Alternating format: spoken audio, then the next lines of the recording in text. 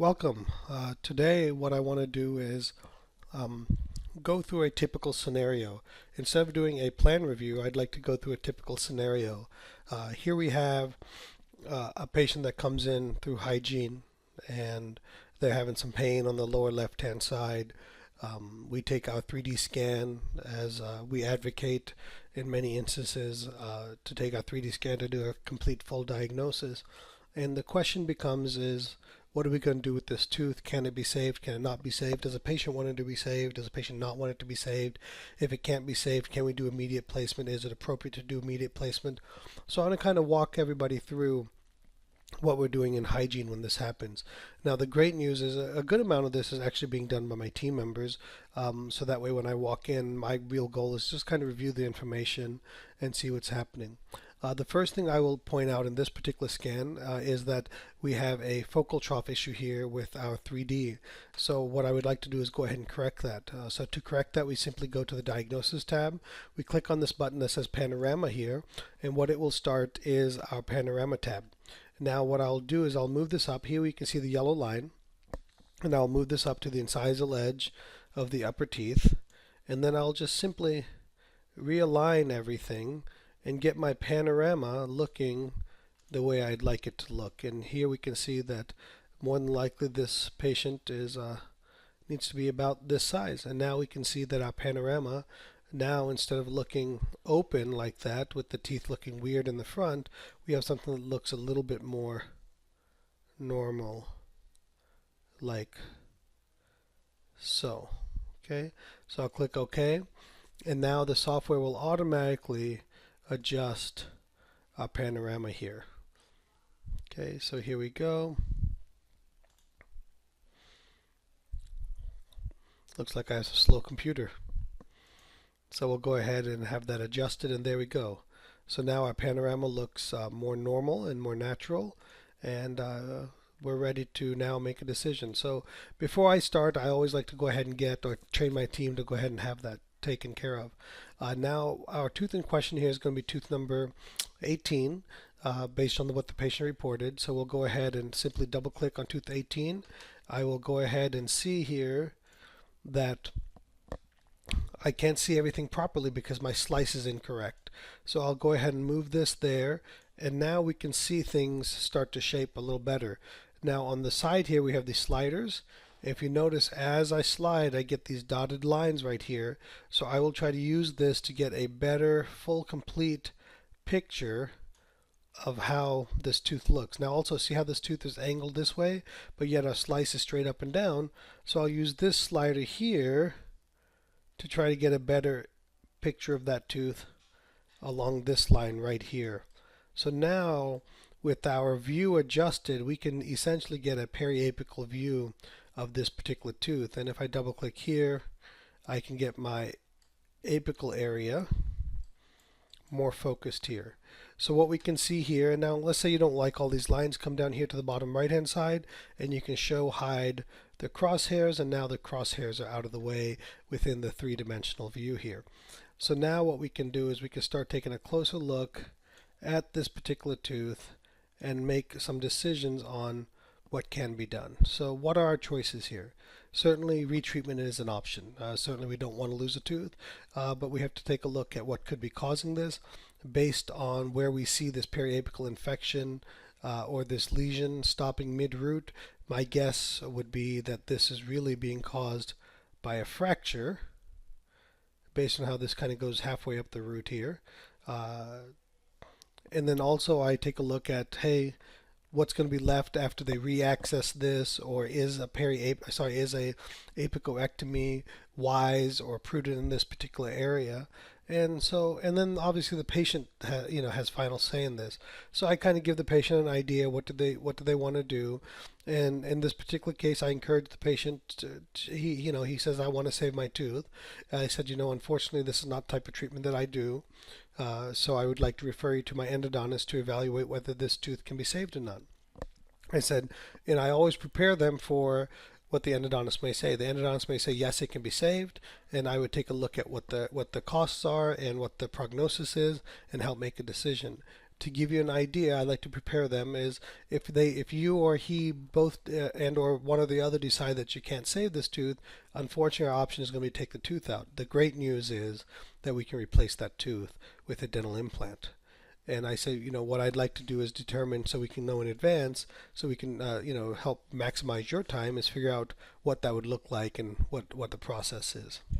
So we referred this patient out to the endodontist.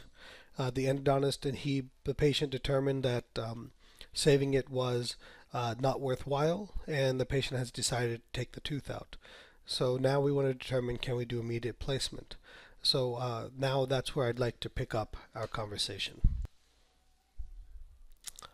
So what are the factors that I use in determining immediate placement? One is infection. How deep and how deep, extensive, cleaning it, is it chronic, is it acute, how is it going to affect on bone? Okay, so those are one of the things I look at. The next, and probably one of the more important things I look at, is primary stability. Will I achieve primary stability? Okay, and so that's important because we need to have.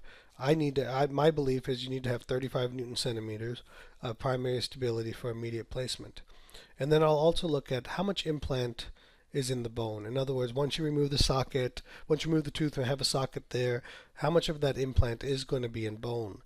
So these are the things that I kind of take a look at. So to kind of give you an idea of how I would visually imagine that is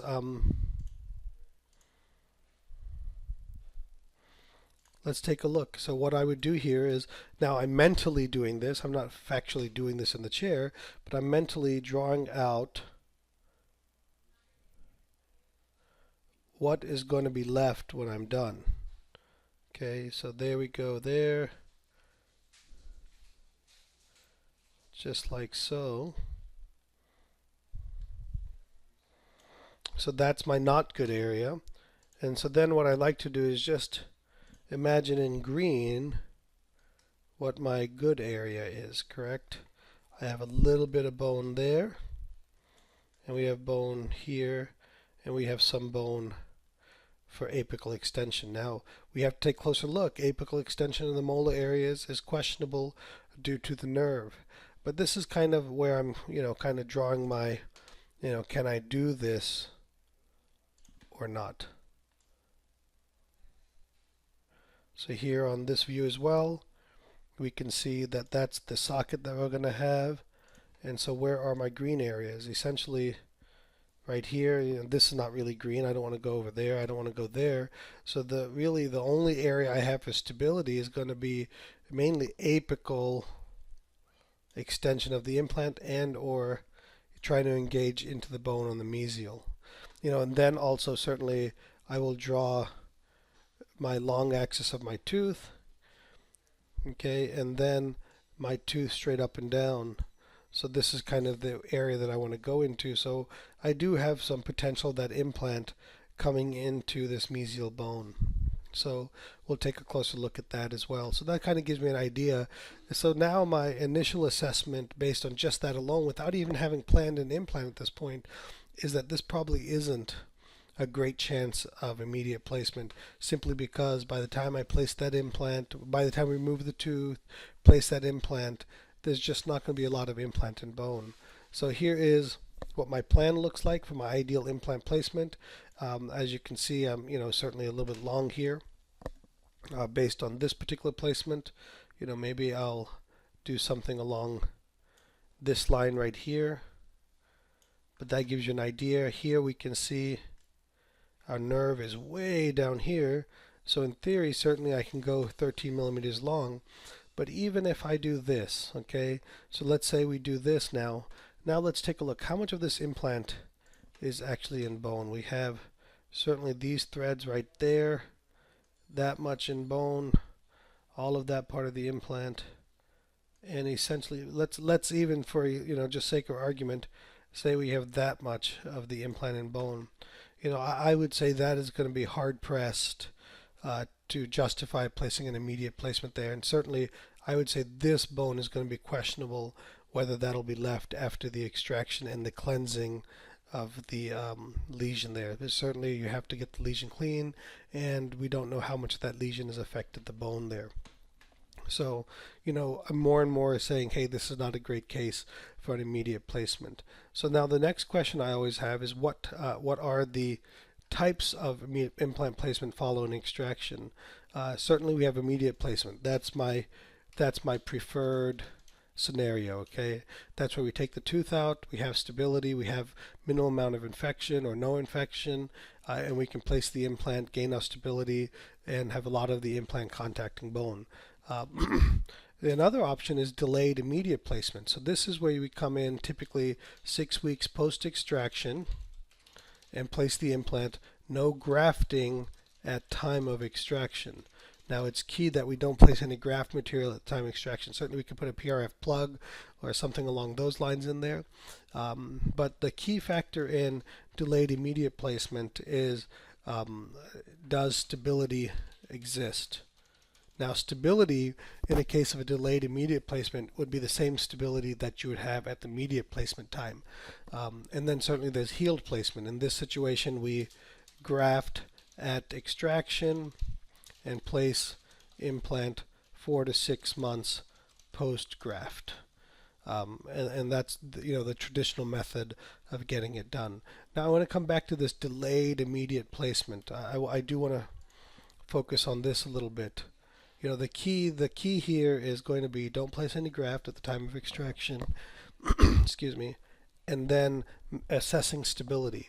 So if we were to use that logic here, if stability didn't exist at the time of extraction, what would make us think that stability is going to exist 6 weeks later?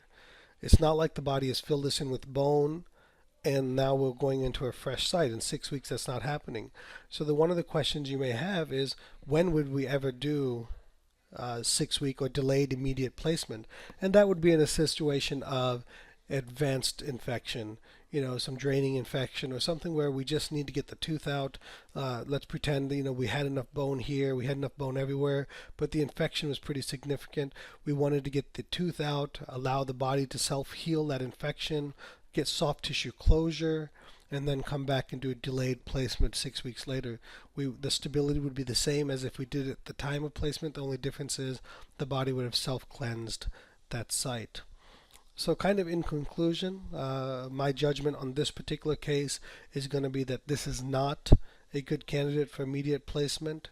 There are risks associated with it and involved. And then, so in this particular case, my suggestion, and not a candidate, sorry, and also not a candidate for delayed immediate placement simply because the stability won't exist in 6 weeks either. So the ideal scenario for this particular case is going to be take the tooth out, clean, graft at the time of extraction, come back 4 to 6 months later and place an implant. Now, what are the other benefits of having and waiting in this particular case? Another benefit of waiting in this case is, let's pretend that there's no infection, there was enough stability. We'd have to get a 13 or even a 15 millimeter implant in there at this time to get any type of stability. Using guided surgery to get a 13 millimeter implant and a second molar site is going to be quite tough. So another benefit in this particular case of waiting to come back and place the implant is that we can now probably use a 10 millimeter implant, get easier access, and have everything be a little bit more solid in that particular area. Thank you for your time, and I hope you found this helpful. If you have other particular questions that you would like me to consider evaluating and answering through a video format, please don't hesitate to email me at dra@3d-dentists.com, or certainly you can reach me through Facebook at my Facebook page, 3D Dentists. Thank you very much.